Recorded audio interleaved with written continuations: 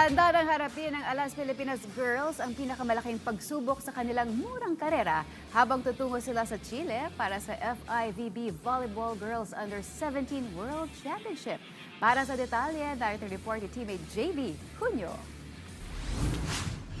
Kakasana ang Alas Pilipinas Girls patungong Chile upang irepresenta ang bansa sa FIVB Volleyball Girls Under-17 World Championship na gaganapin mula August 6 hanggang 16. Mataas ang kumpiyansa na bitbit ng batang koponan matapos ang makasaysayang pagkwalipika nila sa pamamagitan ng kanilang magandang kampanya sa Asian Volleyball Confederation Women's Under-16 Championship nang talunin ang Thailand at magtapos sa 5th place noong nakaraang taon sa nasabing torneo. Sa ngayon, puspusan na ang kanilang paghahanda upang harapin ang ilan sa mga pinakamalalakas na bansang kilala sa volleyball. Naniniwala rin ang kuponan na kaya nila itong sabayan sa pamamagitan ng matinding training at tiwala sa kanilang sarili. Ayon kay University of Santo Tomas standout Megan Hernandez, layunin nilang ipakita sa mundo ang tapang at puso ng mga batang Pilipinang volleyball players sa kabila ng matitinding makakalaban. Ibinahagi naman ni Alas Pilipinas Girls Assistant Coach Oliver Balse na isa sa tinitignang bala ng pambansang koponan ay ang height advantage nito kumpara sa mga bansang kalaban. Samantala, makakasama ng Pilipinas sa Pool B ang mga koponan mula sa China, Mexico, Peru, Tunisia at Venezuela kung saan sisikapin ng Alas Pilipinas Girls na makapagbigay ng matinding hamon